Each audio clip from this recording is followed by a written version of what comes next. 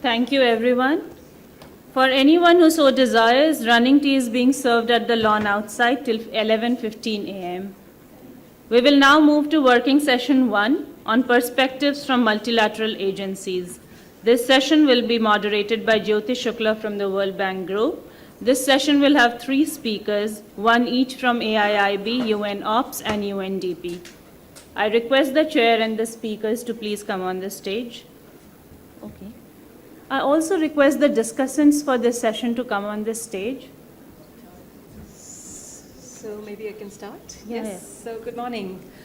Let me just take this opportunity to thank the Government of India for convening this. I think very timely indeed for those of you who've been following the international news and have had an opportunity to see the impact of Cyclone Iwdri in Africa, right? And the complete and total disaster, what we're hearing from the news, everything is gone, right? Which is also, I think, a very somber reflection on the wide range of countries globally that we are dealing with countries with relatively little preparedness. And even as we reflect on the good experiences that we heard from yesterday and of this morning of very sophisticated countries still putting together their systems to respond to extreme weather events.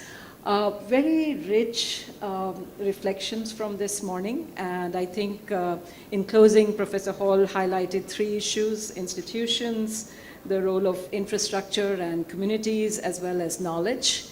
And I thought that was a fantastic segue into the panel that we have today, which is on the multilateral development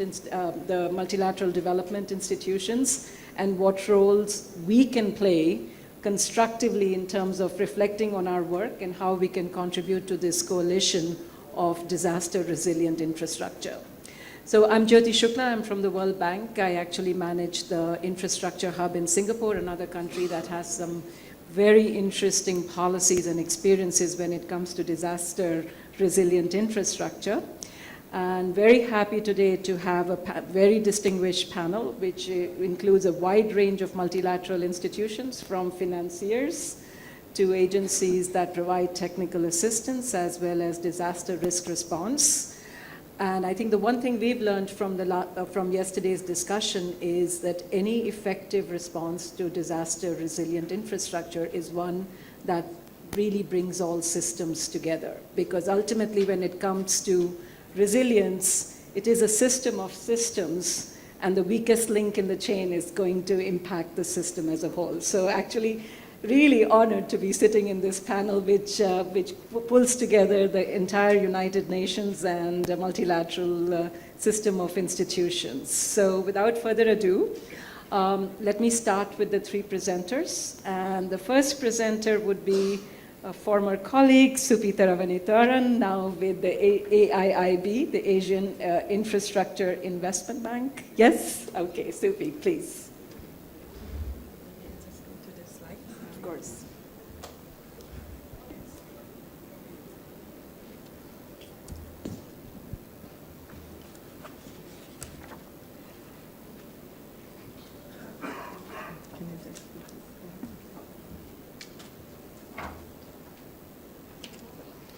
Okay. Thank you, Jyoti. Thank you, the host. And I'm very honored, ladies and gentlemen and distinguished guests. I'm very honored to be here with you today to discuss about something that is really very important in everybody's mind sitting here. I think the topic today on this session is the perspective from multilateral agency on planning, investing, and managing disaster.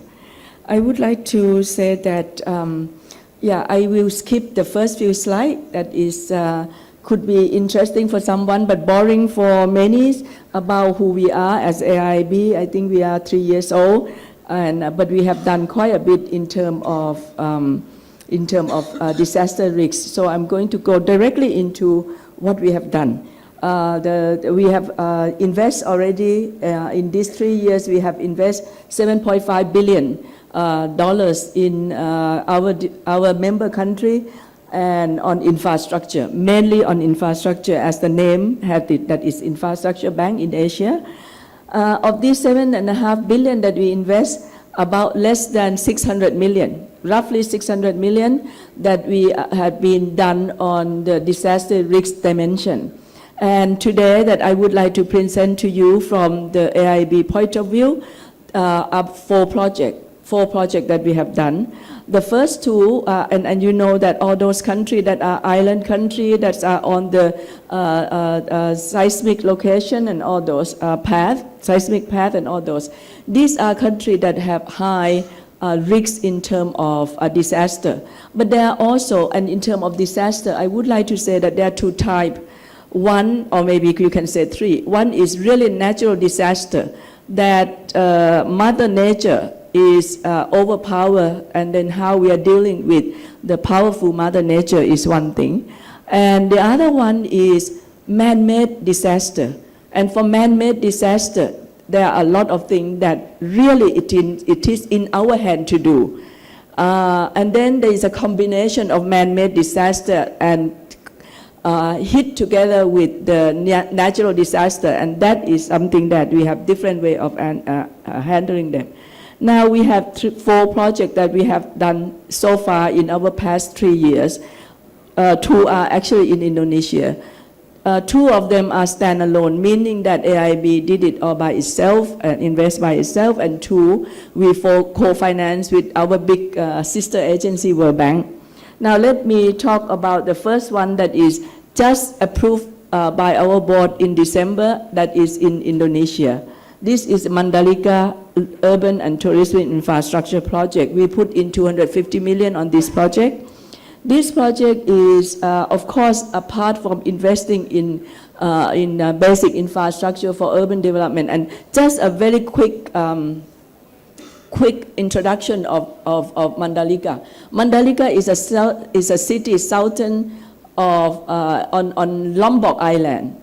And this Lombok Island is an island that not too many people know about it, but if you talk about Bali, everybody know Bali, because Bali is the #1 tourist area of Indonesia. But Lombok Island is just a big island that is about an hour boat ride from Bali, and the government would like to make this island a spillover of tourism, because tourism nowadays around the world, you know that tourism is becoming more and more important. Thailand, the country where I am from, we really have tourism industry as one of the major income earning.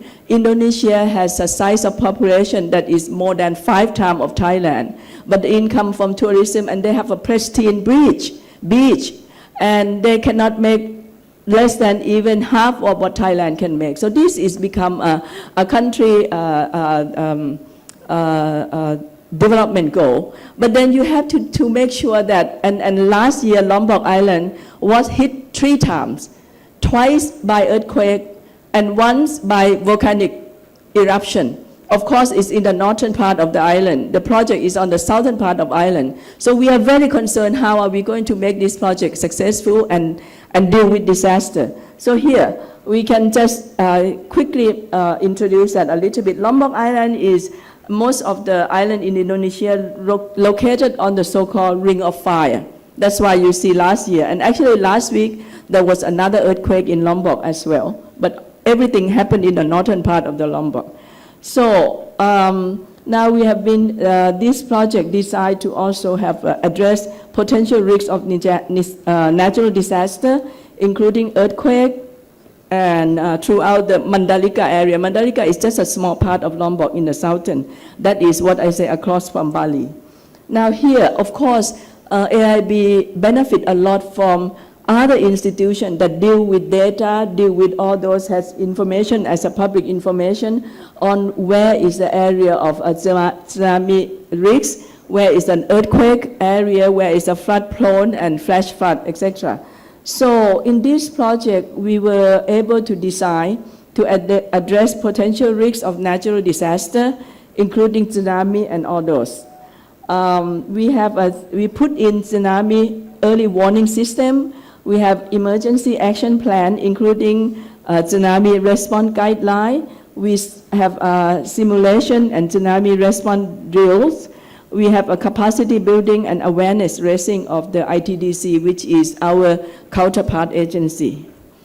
Here, the mainstream of resilience into our development of this project include land use planning, that we include 100-meter setback from the shoreline. We have vegetation against extreme wave and abrasions, and allocation of function and building coverage and all those. We also have resistant construction standard. We have include also temporary evacuation shelters and sites. We have evacuation zones. We have building resilience infrastructure, including sustainable urban drainage solution, river training, retention ponds, etc.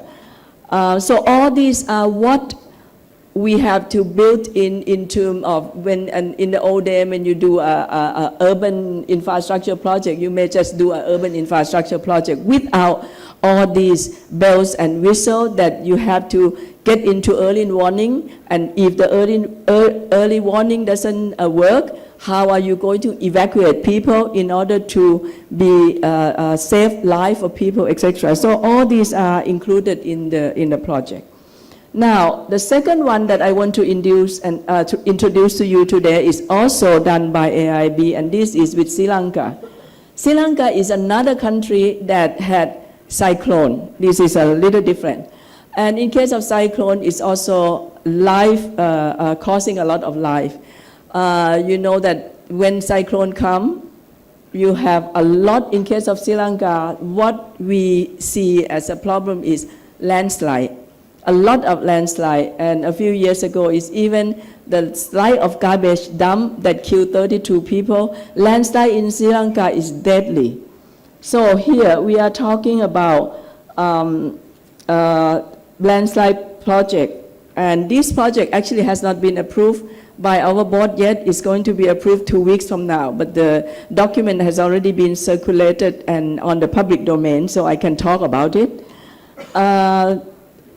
This landslide-prone area, in case of Sri Lanka, make up about 30% of the total country land area, 38% of natural population, and is sometimes in the area that is 44% of GDP production. So here, what we do, you can see that this landslide is on the area that usually when landslide happen, it will be coming down to the railway or to the roadway, and it's going to block the least it can do is the inconvenience that the road may be cut out, and the community that's served by that road will be locked up for a week or something until they can clear the slide. But there are many landslides that is deadly. For example, you can see from the slide that Abepura in May 2003 that cost 68 people life. Aranayaka in May 2016, that is only 3 years ago, that is 130 people die, and then we have more data.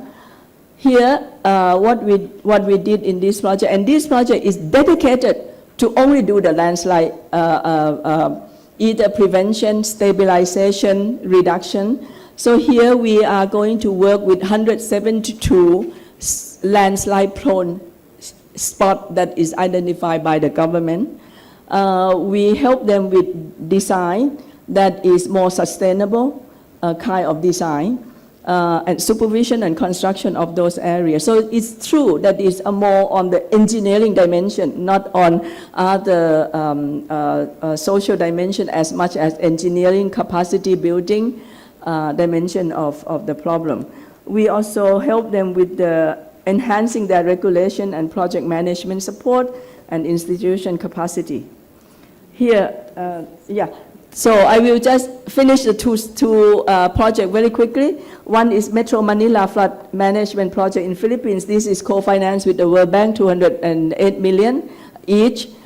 This one, I can say it is a combination of human disaster and natural disaster, because Manila is the area that is flooding every year. And in certain years, when the flood is very large, very big flood, it costs life, not only property. And you see that this is the reason why I say it's a man-made disaster on top of the natural disaster, because you have all the plastic bottle and all those that clog the drain. So the before and after is clear. How you keep the drain going and how you not keep the drain going, and the flood that is small flood will become big flood. So that is what we handle, or what we address this disaster together with the World Bank. Then the final one is on Indonesia again, the second Indonesia project on dam operation. This is a dam issue, and dam safety is very important. The World Bank, AIB do not have that specialist, but World Bank has a dam safety specialist. And dam safety, when you do project that is involved dam, the dam safety specialist has to come and have to make sure that all the measure to deal with dam safety is in place. So those are what I can just conclude. Thank you. Fantastic, Sylvie. Thank you so much. And I think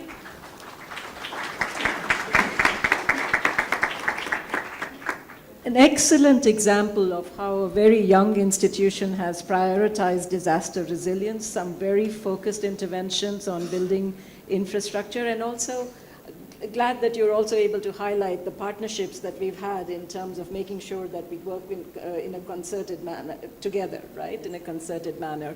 So from the financing side, if I could then perhaps move on to a different UN agency, UNOPS.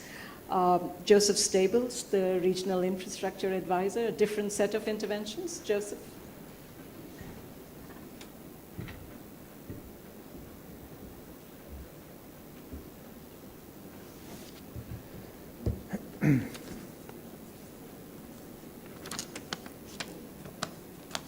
So good morning, everybody, and thank you for the introduction. So yes, I'm the Regional Infrastructure Advisor for UNOPS in Asia, based in Bangkok. I'm going to go through today just a very quick introduction to UNOPS for those of you that don't know us, and a bit of a brief flavour around some of the work we've been doing collaboratively with others in the room and outside around resilient infrastructure. And then I'd like to focus a little bit more on the systems approach and why a comprehensive understanding of risk and underlying causes of failure is key to informing resilient infrastructure outcomes. So the United Nations Office for Project Services, we have 11,000 staff spread across 80 countries with a turnover of around just under 2 billion. Infrastructure is one of our core mandates, which accounts for about a quarter of that. We also provide procurement and project management services and other advisory services. For those of you in the room that do know us, you probably know us best from our ability to implement difficult projects in hostile environments and challenging contexts. And that's kind of where we've traditionally been strong. But the SDGs have provided a common platform for us to shift our thinking upstream, and we're now also supporting more the government development planning side of things, which we've been talking a lot about the last couple of days. Now, I thought I'd show this slide again. I know we've seen it a few times or ones like it, but I think it's important because these do really provide the common platform which help us all to think about think in the same direction and to come up to align our conversations and our strategies. And with this in mind, we've recently completed a study with Jim Hall and the Oxford team, which outlines the critical role that infrastructure does play in underpinning sustainable development, particularly with reference to the SDGs. And I think that's a story that everybody in the room clearly understands. And we've heard a lot about the huge $92 trillion investment in infrastructure over the next 25 years or so. And really the huge challenge is that we could be building in significant additional vulnerabilities unless we take a more resilient approach. So we've also been working with Jim's team in piloting our evidence-based infrastructure approach, which has a number of tools and assessment methodologies to collect data and provide evidence, to provide an evidence base for informing risk-informed decision-making for national infrastructure planning. And of course, once we've identified what we need to build, where we need to build it, and when we need to build it, we also need to ensure that we're building it to the right quality. And quality is a theme of this short discussion for me. So that was kind of a rapid fire introduction to some of the collaborative work we've been doing around this area. And now I'd just like to focus a bit more on what do we actually mean by resilient infrastructure and how do we go about doing it or achieving it. And there's a couple of definitions I've put up on the slide here, which you may or may not entirely agree with. And this is perhaps an area that the coalition could think about supporting in developing a consensus around and some knowledge products around what are we actually talking about, what do we actually mean, and how do we go about trying to achieve it.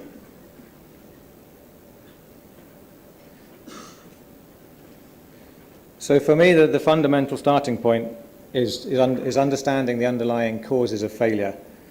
Disasters generally only occur when infrastructure fails. So why does infrastructure fail? These two images on the screen show the same size earthquake in Japan and Haiti, with vastly different impacts in terms of fatalities, in terms of disruption to services, and in terms of lost development gains for those respective countries.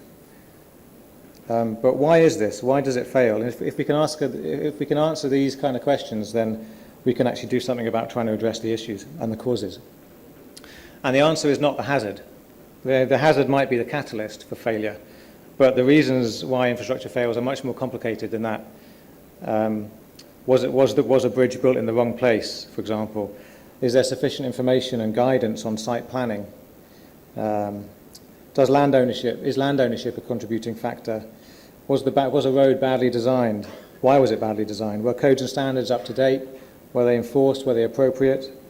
Were there issues with quality of workmanship or quality of materials? Are there enough engineers with the right skills to oversee, to provide oversight? And also critically, are there procurement systems and processes in place, and do they promote quality over cost? So these are just some of the possible causes of failure, and they relate more to the enabling environment which surrounds the assets themselves. And this is why this systems approach is helpful. The asset is ultimately there to provide a service delivery, and we've heard from Jim how we can assess the risks to the assets directly in a quantitative manner. But we also need to understand the weaknesses in the knowledge that's needed to plan, design, build, operate, maintain those assets and that infrastructure system, and also the institutional capacity that's needed to support, enforce and manage the infrastructure system over its entire lifespan.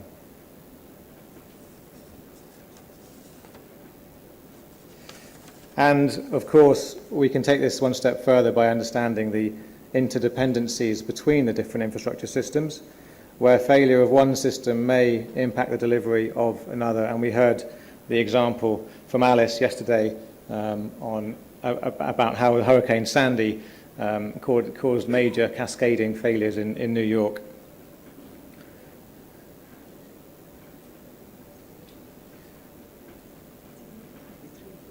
The key thing about all of this is that it is context specific. So although we may be able to take a consistent approach, the service demands, the infrastructure needs, the risks in terms of the assets, the knowledge and the institutional capacity, and those interdependencies are all specific to each context. And ultimately, resilient infrastructure is resilient when we can say that it contributes to the long-term development outcomes by responding and adapting to the shocks and stresses that it faces over the course of its lifespan. So I think tying all of this together, maybe another area that the coalition could focus its attention on is in developing a common comprehensive framework which identifies the typical contributing factors of failure or risk that could be applied to specific contexts to identify which of those areas need strengthening and what those interventions might look like. This could then complement a quantitative asset risk assessment to provide a fuller picture which enables the less quantifiable risks that some of us have spoken about to support investment decisions in both the hard and soft components. So I think I've got a minute or so left, and I just wanted to share one example project of something that we at UNOPS are doing, which kind of illustrates some of these concepts.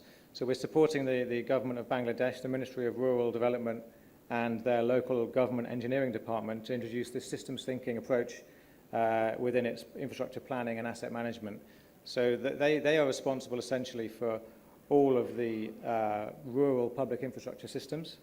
And in the monsoons last year, they estimated that they lost about 9 years' worth of rural infrastructure development in 1 year alone.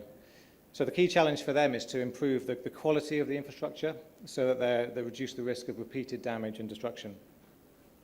So this program is about building capacity to capture baseline information and evidence on which to make decisions on the assets, as well as developing and enforcing consistent planning, design, compliance and construction processes, as well as strengthening the institutional leadership and policy and compliance capacity around risk-informed planning and design, and also the potential to scale this up and use this program as a model for other institutions to follow. And this final slide goes into a little bit more detail about some of the current business as usual challenges, which I think, if you look at the left-hand circle, is fairly common, and how this approach of understanding the assets, the knowledge, and the institutional environment to change the direction can lead to more resilient outcomes. So I'll wrap up there. I just wanted to maybe leave you with one final thought, that resilience is really relies heavily on quality. And quality relies heavily on the enabling environment. And investing in the enabling environment does require longer-term thinking, but it can achieve much bigger impacts at scale because it can improve resilience across multiple programs and projects in the infrastructure sector. Thank you.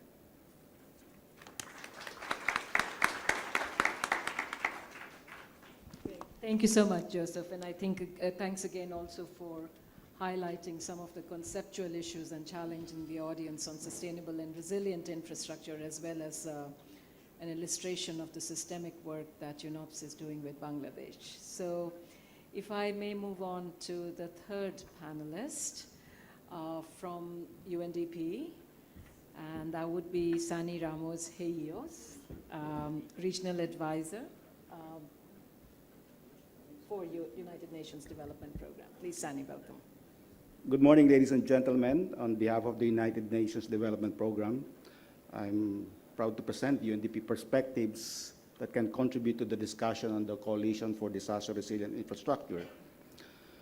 Let me start with the historical and evolving trends in our approach on disaster risk reduction and recovery.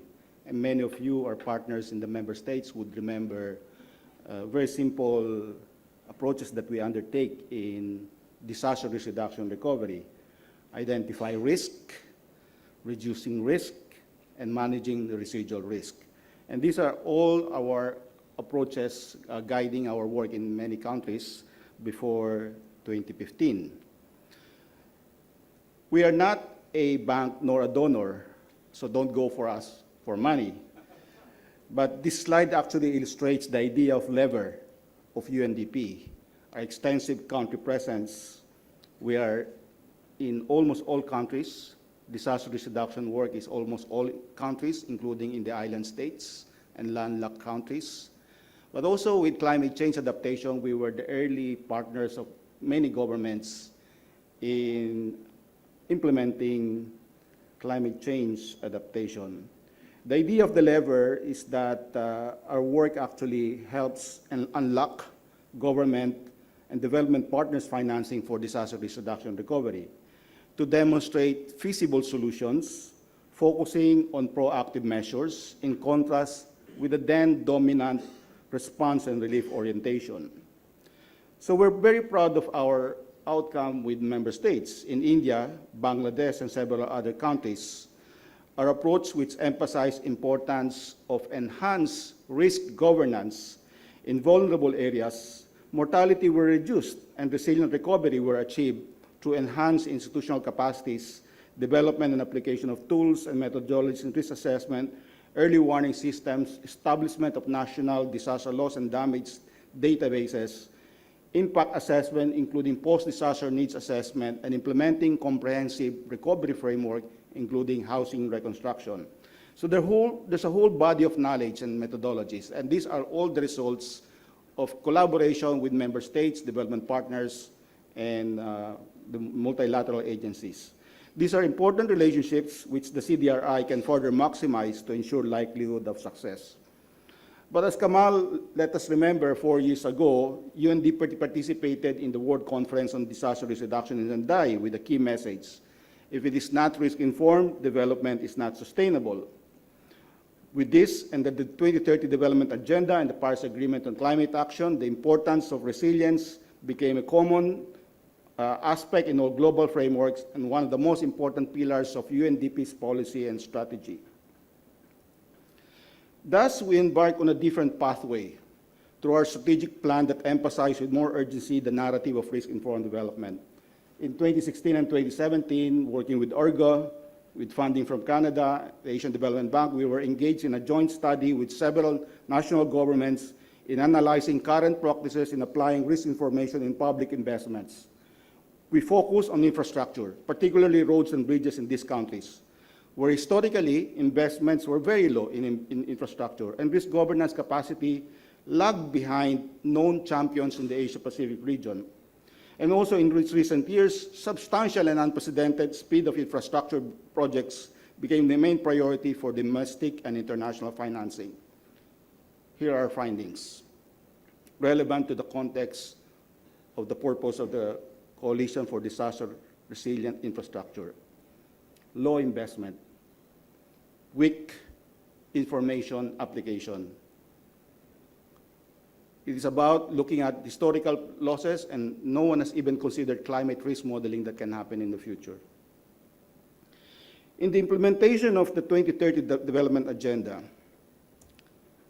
we now know, due to this increasing severity of disasters that happen in the region, such as the Atapu flooding in Laos, the El Nino episode in Southeast Asia, and many other examples, we now work in a more challenging context. We're no longer guided by the approach we were doing before 2015, the three-parts approach. It is about now complexities of building resilience, ensuring that development is sustainable and no one is left behind. So, UNDP and our partners are confronted with these questions. Business as usual? We realize that many of today's problems resulted from yesterday's solution, our solution, notably siloed sectoral strategies and poorly enforced accountability for protecting assets and development gains. By way of example, debate continues on who is accountable to deaths among school children due to school building collapses. In response, we embark on new ways for the DRR team in UNDP. This is about systems thinking and innovation on data on risk ecosystem, and I will share an overview of this and potential areas of collaboration with the coalition. These slides, I'm just repeating what Andrew had said yesterday. The achievement of many of the SDGs is heavily dependent on increased capital investment in infrastructure. However, if you look at the historical losses and damages in low-income countries, business as usual approaches means annual average losses represents 30% of capital investment. Another example, and I'll just quickly look at this, is that the social aspect of SDG also require social expenditure and infrastructure. However, without resiliency built into development work, the historical annual average losses is 20% of social expenditure.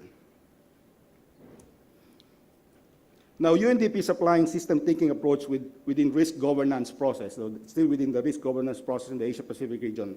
For example, you're familiar with the SDG 11, and this is how system thinking can apply to SDGs, including, for example, on SDG 9 later on. Here you see the interconnectedness of resiliency, safe city, inclusive city, and sustainable city. We work on this in Colombo with the government. The entry point was solid waste management. Many participants talk about the strong connection between the historic floods that happened recently and solid waste management, along with the contribution of extreme seasonal variability. So currently, UNDP is preparing with the collaborative work in Kathmandu Valley with urban risk resilience as an entry point, applying system thinking. At this stage, it means data gathering, statistics on hazards and vulnerability, but this time we are also looking at the connection with rural-urban migration, multi-poverty index, inequality and exclusion, and the dynamic and rapid changes in actual land use because of migration. The process now includes robust data gathering so that when we get into the system thinking, we actually look how poverty, poor construction contributes to risk exposure, and so forth and so on. The anticipated result is clarity on how to reduce risk and also prevent new risk to accumulate. You're familiar with the left side of this slide, an important agenda of the Sendai framework for DRR. It is similarly a challenge for us in looking at resilience infrastructure. It's about developing a complete balance sheet of protection from impacts of hazards and climate change and maximizing the role of infrastructure in building resiliency for development. Also, we anticipate that some of the non-disaster risk reduction traditional agendas, such as poverty reduction, gender equality, and climate action, can also contribute to disaster risk reduction. Final point, and all of this requires that policymakers and decision makers have access to and use of data. UNDP proposes to work with the coalition in enhancing and building up a data ecosystem for resilient development, a topic which has been explored extensively in this discussion. To use the language of system thinking, data ecosystem is the lever that can influence forces for paradigm change and actions. So under a partnership dubbed the Global Center for Disaster Statistics with primary partners in the private sector, Fujitsu, and the Academe, Tohoku University, and associated partners like ESCAP, JICA, UNISDR, UNDP envisions to provide the following services. I will not elaborate on this. I'll just let you know that this is being led by a colleague based in Bangkok, Rajesh Sharma, an alumnus of the India Institute of Technology. I'm willing to put him on detailed assignment to Kamal. But this is something that we can do very quickly, to look at data and what's the data and digital strategy for the Coalition for Disaster Resilient Infrastructure. 1 and 2 are already existing. 3 and 4 are rapidly developing with satellite imagery, drones, Internet of Things, cloud ecosystem.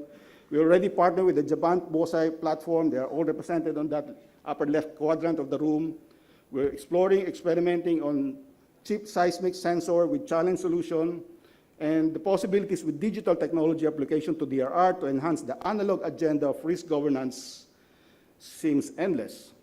So this may mean bringing leapfrogging improvement in functions on how we use data to describe the problem, to predict what could happen, to prescribe what solutions can be undertaken, and also to engage in a common platform of discussing with vulnerable population to the cloud, mobile ecosystem, and getting their feedback and sharing of the way of the adaptation process.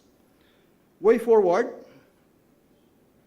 let's go to Kathmandu Valley, get rid of our suit, roll up our sleeves and engage ourselves in joint analysis, use the evidence, joint programming, resource mobilization, and let's not forget the leave no one behind agenda. Let's go to Sulawesi and perform similar system design thinking in support of the government's massive reconstruction and recovery. Let us find these opportunities with a renewed sense of urgency and commitment to work together. Thank you very much for listening.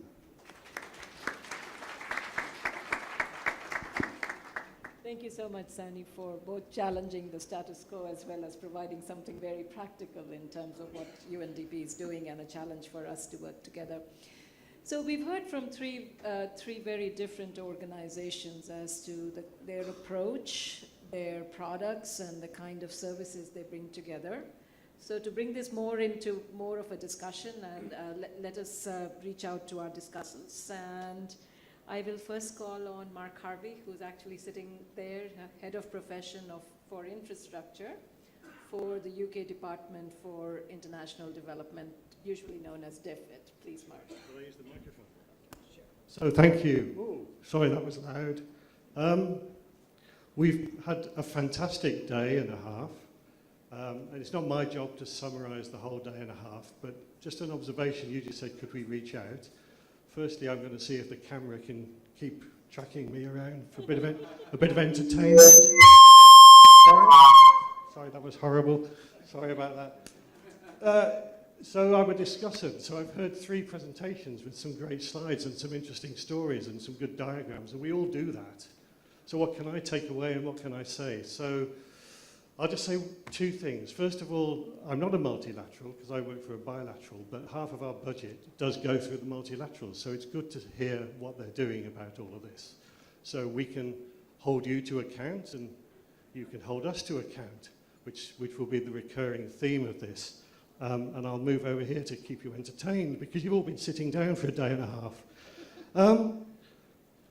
We're talking about climate resilient infrastructure, so I'm going to throw in another C word, which is corruption resilient infrastructure, because I think that's what we need as well, because we've heard about $76 trillion.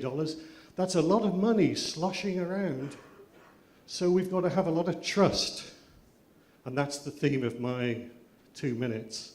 So I've got to trust the multilaterals that they're all going to do it much better. I agree with our Australian colleague that we've got to get the language right, otherwise we're going to lose trust with the public. So I'm going to try to not say that we need a multi-dimensional, multi-stakeholder approach for nuanced working across all levels, because I don't know what that means. So I'll just say trust, because we've heard about data, we've heard a lot about improved decision-making by politicians. So we've got to trust the data, we've got to trust the engineers, we've got to trust the designers, the builders, and the operators.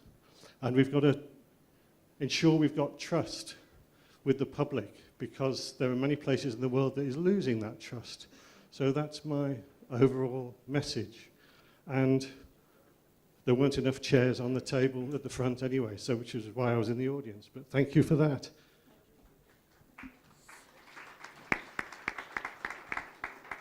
Thank you, Mark. And obviously, we didn't do our number counting well enough. If I could call, and that was very provocative, by the way, so thank you for waking everybody up. Could I now just call on Mr. Donald Cannon from the European Investment Bank? Good afternoon, or good morning, ladies and gentlemen. Thank you very much for inviting me here. I do represent a multilateral development bank, the European Investment Bank. We're Europe's Asian Development Bank, or the World Bank. We invest for European priorities, and there are really two major priorities there: climate and SDGs. And of course, disaster resilience is at the nexus of those 2 key questions. So today's is a very important set of issues for us. I think one reflection on the proceedings of yesterday and today is that there's a great deal of focus on disaster events. And I think there are an emerging set of disasters coming down the road. And I would just look at, here in the Indian context, we've got air pollution, which I understand, or I've read recently, killed more people in 2017 and 2018 in India than coronary heart disease. So it's a major disaster in the making. Water in Delhi. Delhi is, at the moment, at this current rate of consumption, will have no groundwater left by 2027. And part of the reason is that there's a great deal of water being dragged off into Haryana for irrigation of agriculture. But part of the problem is that the glaciers in the Himalayas are receding. So there's less and less water coming into the systems. So these are disasters that are coming down the road. And we don't have to look too far around the city to see other disasters in the making. When we look at the way waste is managed or not managed in the city, the city seems to regard its waterways as free landfill and is pushing plastics and other toxic waste into its rivers and so on. So these are disasters in the making where we think it's important to start investment. And it's not, so it's to prevent rather than just deal with the disasters as they come. Another interesting observation is that kind of most of the projects that we receive as MDBs, most of the requests for financing are for new infrastructure. And of course, we look at that very importantly. That's a major part of what we're doing. And the way we look at those to ensure their disaster resilience is we look at the critical risks. So for all banks, the view on finance is all about risk. And there are a number of critical risks. So for us, those are things like the mythical 100-year event or the mythical 1,000-year event. We look at the infrastructure in terms of those things like the Category 4 or Category 5 or Beaufort 10. And we look at those both at the level of the asset. Can the asset survive those events? And both in terms of the economic consequences or the network effects that Professor Hall was talking about yesterday. And that for us, I think, is key part of the economic justification for these projects. You know, we look at the economic life of the assets. Can it deliver the services that it's supposed to deliver over the 30 years or 40 years of the asset's life that we're looking at? And I would say in that kind of lifelong view of assets is very important. And one of the forgotten aspects in these kind of conferences, I think, is the role of maintenance. Proper maintenance on assets will prevent them from catastrophic failure. And one of the things that we see in financing, particularly outside in the very smaller economies that are very small public budgets, there is very little emphasis on maintenance. So assets are very often, and we see a cycle where we invest in new assets like new road infrastructure with bridges and so on.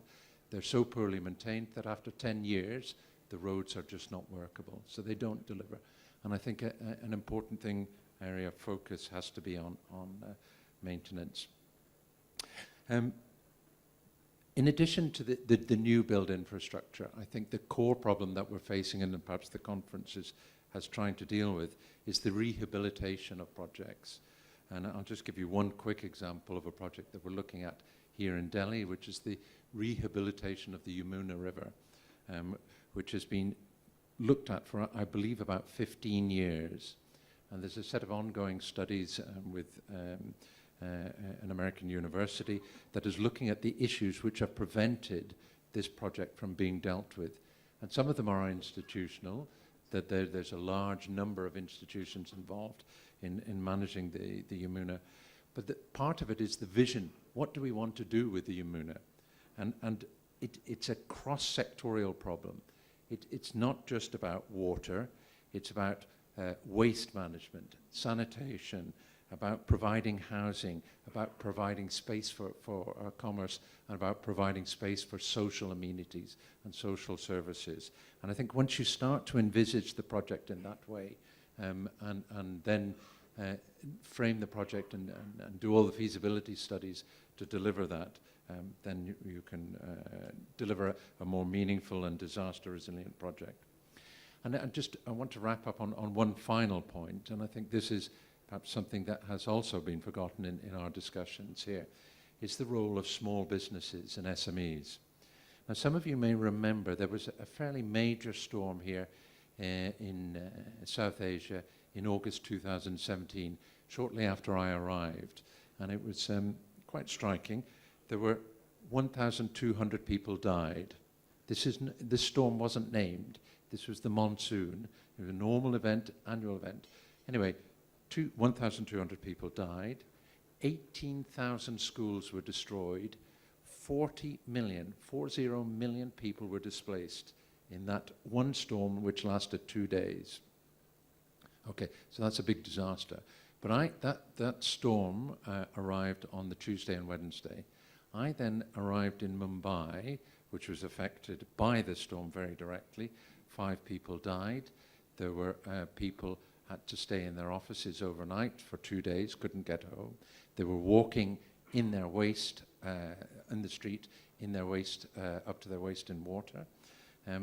This was a real economic disaster by many standards.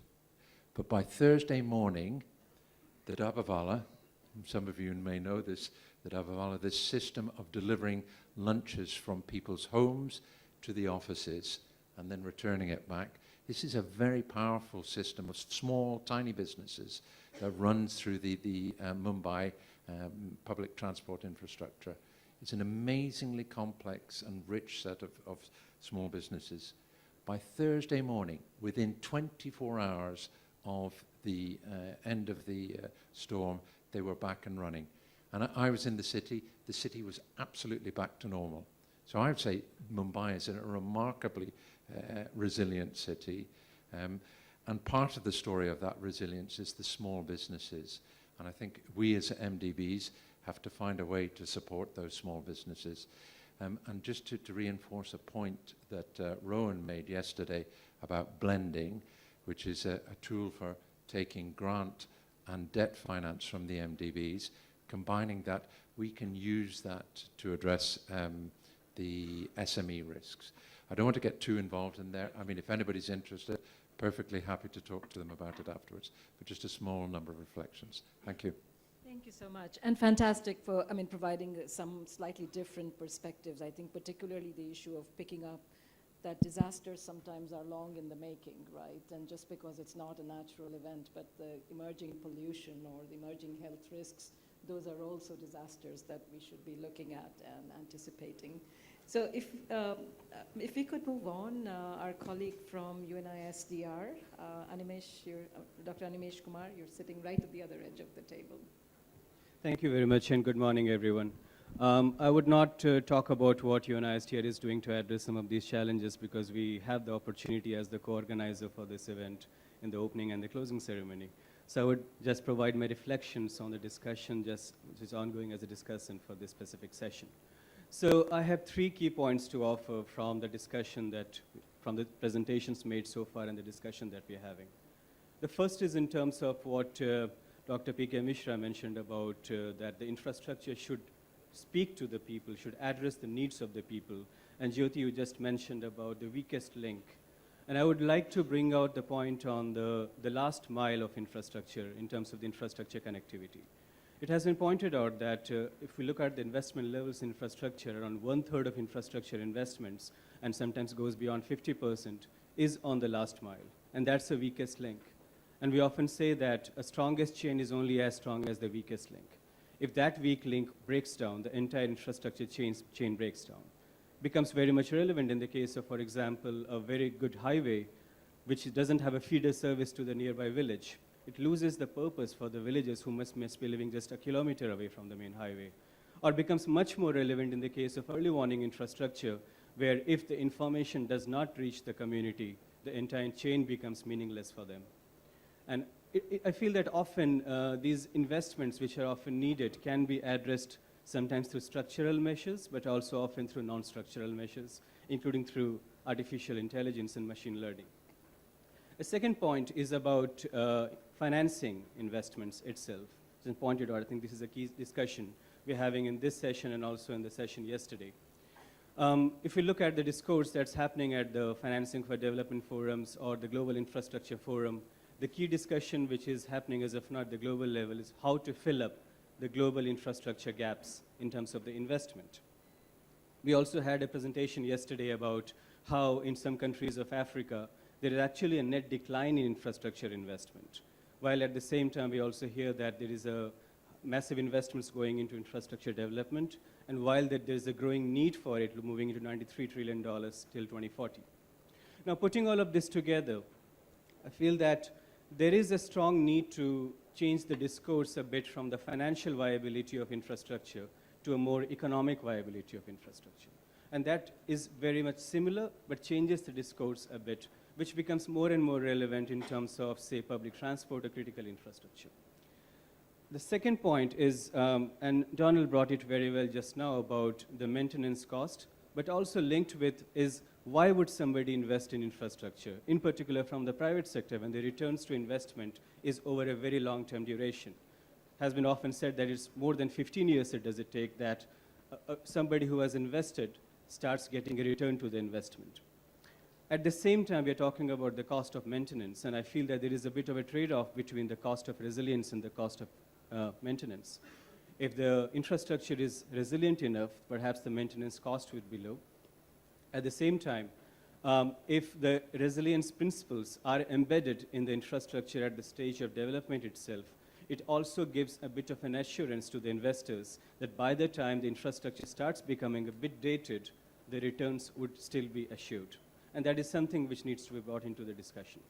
The third point is about the data gaps. And Sani brought out very well about how all of us are coming together in terms of ensuring that we do have the right kind of data to analyze and understand what we're talking about.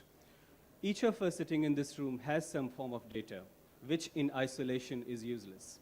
It's only when we all come together that in the totality of this data infrastructure that we can understand something that we're trying to define here. And in terms of that, if we look at the global level, for example, the Global Infrastructure Hub is now joining hands with the Global Toolbox, and it's a very good integration of databases on the infrastructure level. And I believe that such an integration is also very important when it comes to the data we have in the risk knowledge field and the data we have in the infrastructure field. Unless these two happen, we will not be able to get the real picture. And let me give the very example, and I conclude with that, about the real estate. When we talk about city master plans, the key conclusion, the key criteria we often talk about in master plans is about the expanding population and available space. We never talk about whether we are expanding to, does it have some risk? Or if in case we expand there, will we create a risk? That discussion never happens. Let's take the case of the building bylaws or the building codes. We often talk about building codes that they do exist in most cases but are not enforceable. But what about the changing dynamics of risk? If the risk which are changing at the space where the buildings are existing and the building codes don't address the risk to which they are, where they are present, perhaps the building codes themselves are not very relevant. So with these three key points in terms of the connectivity of infrastructure, the data gaps, and how we can ensure that investment in infrastructure can be made more lucrative are the 3 points I would like to highlight. Thank you. Thank you, Animesh. And thank you also for highlighting my personal favorite as to how do we look at the economics of infrastructure. If we don't change the paradigm on that as development institutions, we would be failing our clients, right? So if I could then move on to our colleague from the Asian Development Bank, Arghya Sinha Rao. Arghya. Thank you so much, Jyoti. I think from my perspective, we have been hearing three issues since for last days, and including my panelists over here. One is the importance of systems thinking, importance of having better project preparation, and of course, largely governance and implementation challenges at the local level. How do you solve those? So I was trying to think in terms of ADB perspective, what it means. Last year, ADB has approved its longer-term strategy for 2030. And this is the first time the strategy is not organized around sectors. It's organized around themes. So we don't have a sector on transport, energy, water anymore in the strategy. It's more about livable cities, food security, which automatically would require us to bring the sectors together and think in terms of systems and hopefully design projects around that.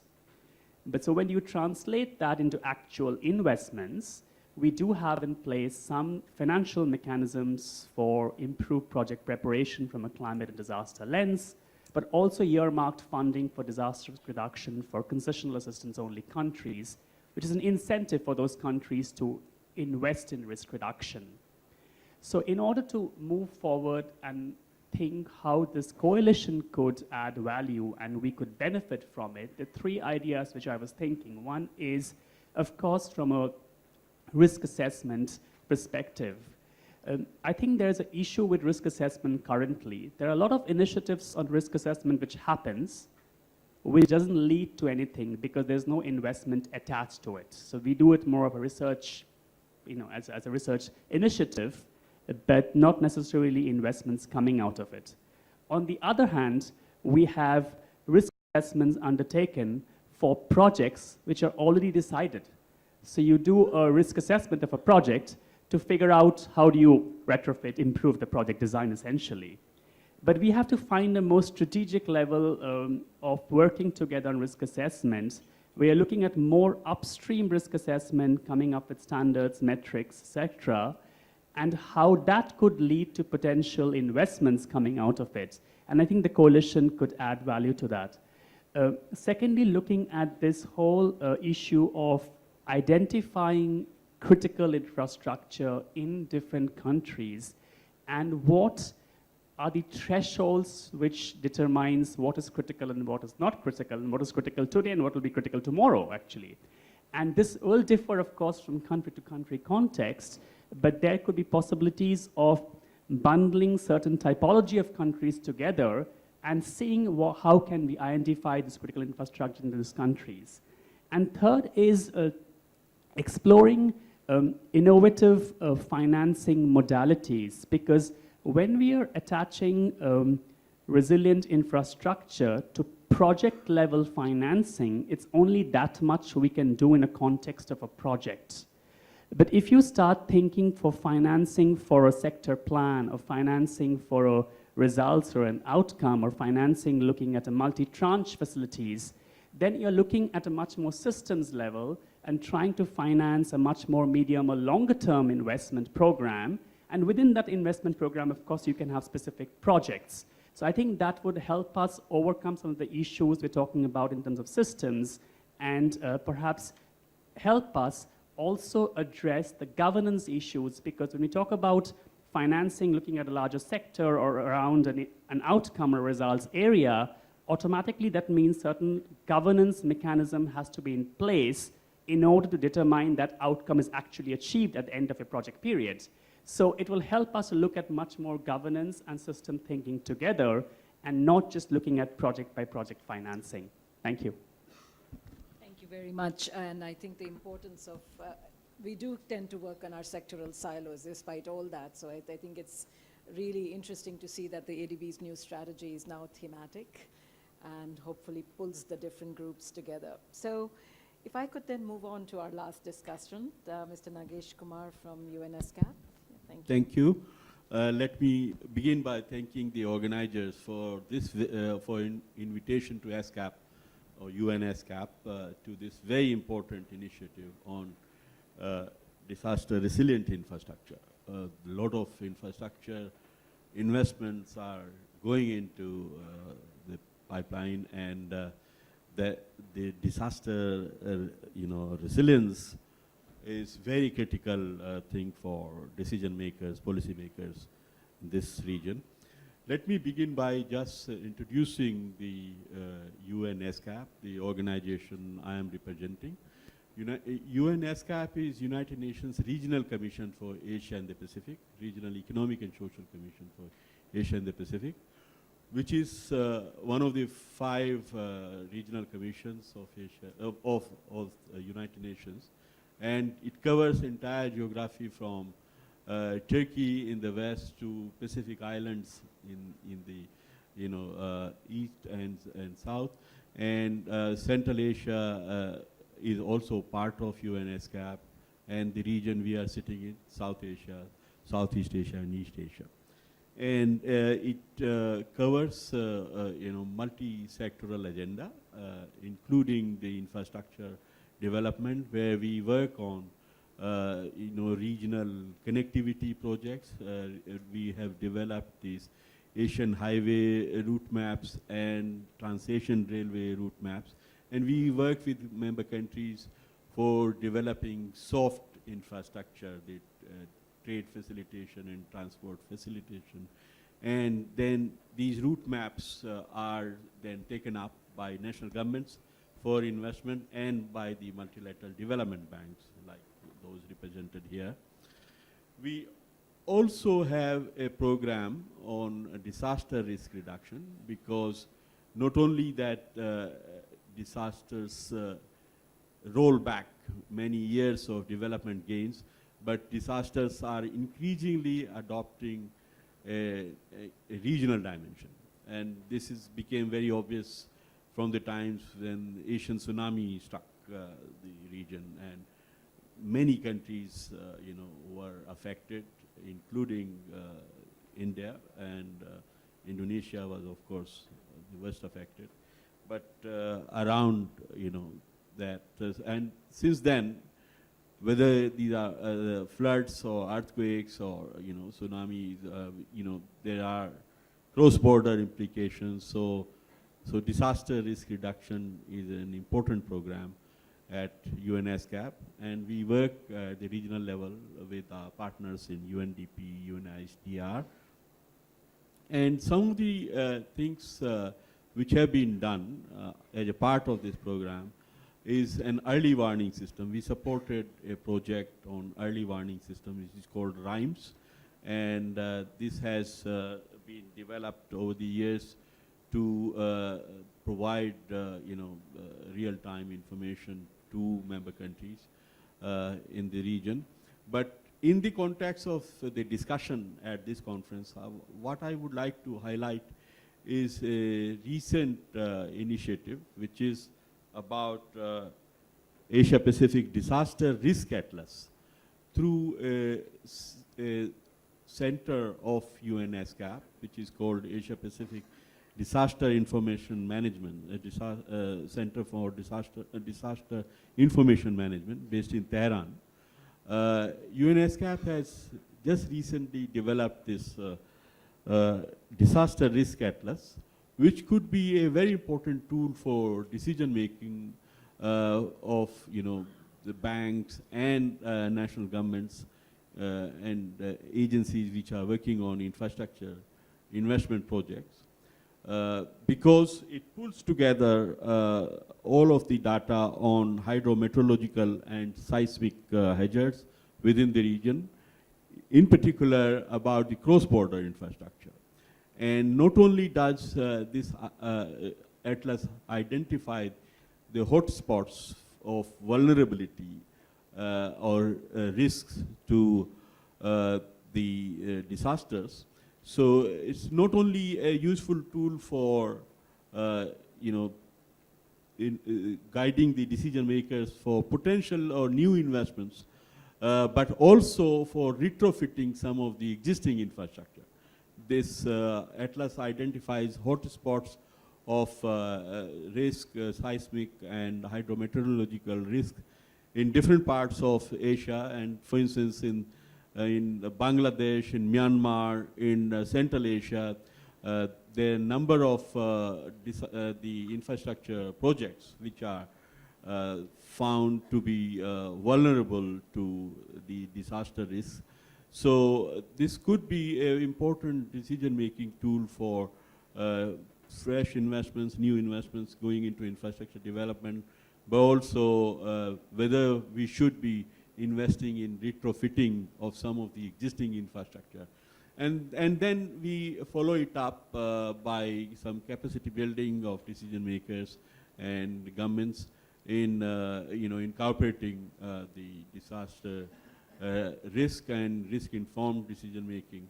So this is where ASCAP is active, and we work with our member states and other partners in the region. I'll stop here. Thank you. Thank you very much, Nageshji, and particularly the importance of data and the UNSCAP's contribution to that.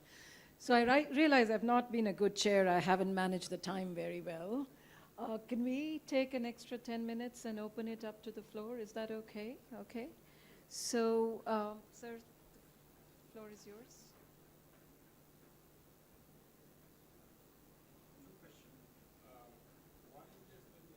Could you identify yourself, please? Good morning. I'm Santosh Kumar from the National Institute of Disaster Management, New Delhi. Listening to all the presentations, is it possible for breaking the stereotypes in terms of forming coalitions of all the multilateral and bilateral institutions. And improving the lending principles are the framework. That is improvising on the CAS, country assistance strategy, if you are developing PRSPs for each countries, and how it goes in the form of addressing ex ante disaster risks of those countries. Because the presentation shown that most of the projects are funded post-disaster, ex-post, and there the component of recovery and resilience are there.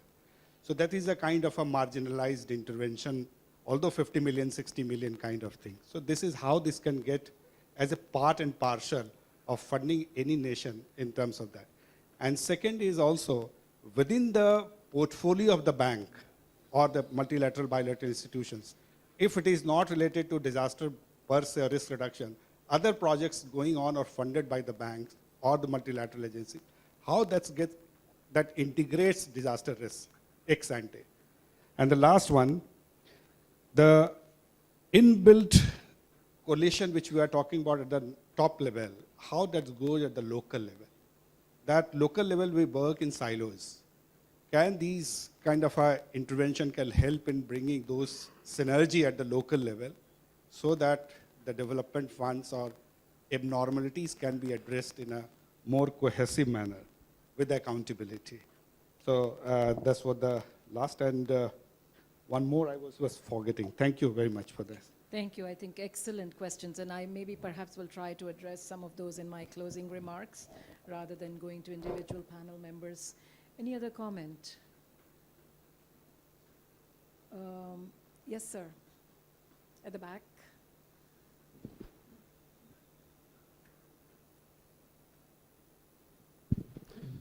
I'm KK Miglani. I'm representing Rambal, Denmark. I have a question that a lot of infrastructure is coming up in all metro cities, especially the high-rise buildings, the corporates, and is being built by the private people. So there are rules and regulations, but there is no check on their design, quality, and during construction. So are we really looking at the resilient structures, or do we have some mechanism to check it? Thank you. Okay, great, excellent comment. Anybody else? Okay, so let me try my best to pull some of this together, right? I think we started off by saying this is an issue which is multi-sectoral, it spans all sectors and clearly spans a number of agencies. We clearly work together, but many of us with different approaches and different forms of intervention. And as I was moderating, I didn't put forward the World Bank view, but maybe if I could just take about 45 seconds to address that, and hopefully that addresses some of the issues that you raised. On the World Bank Group side, our very specific interventions on disaster risk mitigation or disaster resilience projects would be about $5 billion a year. But that is exactly as you said, is a very partial indicator of what we do. The bigger thing that we're talking about, and I think all of us did at the panel, this is not about the World Bank per se, is there's a specific response to mitigation and there's a specific response to a disaster, but what are we actually doing to change the paradigm on infrastructure being resilient going forward, right? And all of us have various instruments to do that. But what came out of this panel was one of the first things is the importance of data and evidence base. And I think we have several agencies out here working on different aspects of data and evidence. And clearly this is one area where we should be thinking about as a global initiative, as a coalition initiative, whether, data is only helpful if it is comparable, whether it's open source, it is commonly used, and especially when we're looking at disaster response, is something that we can build on. And ultimately data is owned by countries. It is not the realm of multilateral institutions, but how can we, as part of this coalition, initiate some movement of commonly accepted standards as well as open access systems. And I believe we've made some progress to that, but we probably have some ways to go in that respect. So I think that would be one element. The second element is the issue of how do we look at sustainable or resilient infrastructure? And somebody, I think, Sunny used the word of old solutions, new problems, that we, as economists and appraisal methods, we still have we have cost-benefit systems. We all do economic rates of return, et cetera.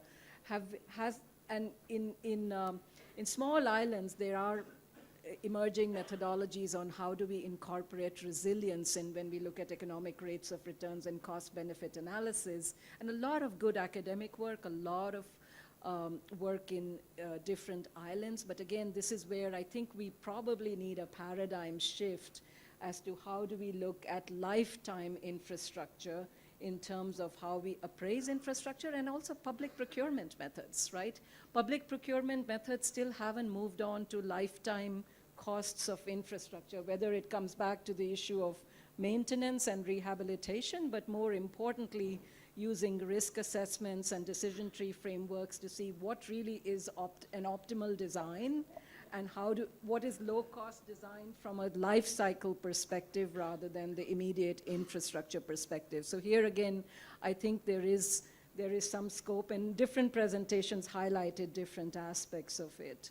The third element, and I think that came together nicely in the ADB remarks, was how do we actually pull out this systems thinking? We've all talked about systems of systems and the weak links, et cetera, but we still tend to work in fairly siloed approaches as to begin to look at thematic areas. Another point I think that it would be good to think about is policies and regulations. And I think, again, from the multilateral side, we do finance infrastructure, but increasingly we are moving on to how do we help government support the kind of policies and institutions that support that infrastructure rather than responding to infrastructure, right? So I think that this is another core theme that came out of it.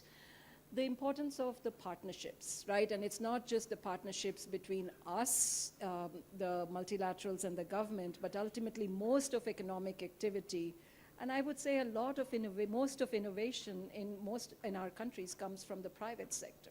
So how do they become active partners in this agenda and not just recipients of it?